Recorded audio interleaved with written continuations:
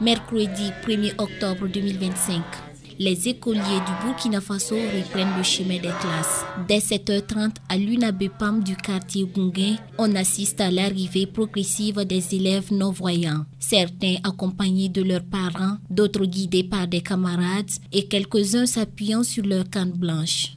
Cette rentrée scolaire, comme partout dans le pays, est un moment de retrouvailles et de renouveau. Mais ici, à l'école des non-voyants de Ouagadougou, elle revêt une signification particulière, l'opportunité d'accéder à la même qualité d'éducation que leurs pairs. Ces premières heures de cours sont marquées par l'impatience, la joie et l'espoir des apprenants, convaincus qu'un handicap ne saurait être une fatalité. Bon, pour tout le début, c'est pas facile.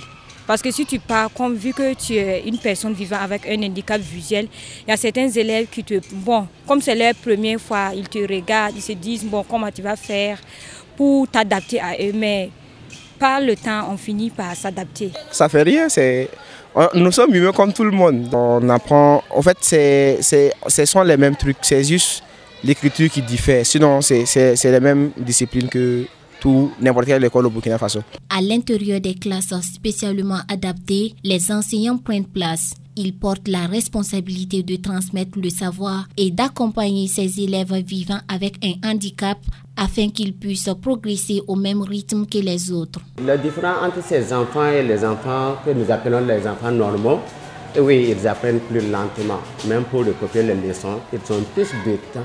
Ils ont besoin de plus de temps pour pouvoir finir de recopier une leçon. Le devoir se déroule comme les autres devoirs, il n'y a aucun problème sur ça. Non, seulement c'est le temps qu'il faut, parce qu'ils ont le tiers-temps. En plus du temps réglementaire, là, nous leur ajoutons le tiers-temps. Par exemple, si c'est 1 heure de temps, et ils ont besoin de 20 minutes encore pour pouvoir finir le devoir dans le temps comme les autres. Cependant, cette rentrée n'est pas sans défi. L'établissement fait face à un sérieux déficit de ressources pédagogiques adaptées, de manuels en braille et de professeurs spécialisés. Malgré tout, le corps enseignant reste animé par une détermination inébranlable. Ces enfants, si on ne les cadre pas, ces enfants vont être laissés à eux-mêmes. On a les difficultés, les parents, la pauvreté avec les parents ne sont pas simples.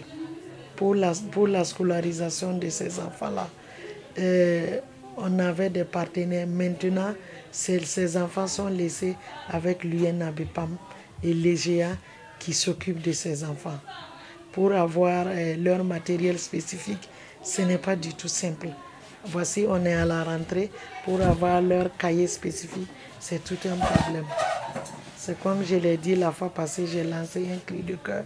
Je lance encore un cri de cœur à toutes les bonnes volontés qui veulent vraiment nous aider avec le matériel spécifique, un paquet de feuilles braille, une tablette, un poinçon pour sauver l'année scolaire de ces enfants qui n'ont pas demandé à avoir cet handicap-là. De leur côté, les parents nourrissent beaucoup d'attentes. Pour eux, cette rentrée symbolise l'espérance d'un avenir meilleur pour leurs enfants. Entre courage, solidarité et persévérance, la rentrée des non-voyants de l'Union nationale des associations burkinabè pour la promotion des aveugles et malvoyants reflète la volonté de construire une école inclusive et juste pour tous.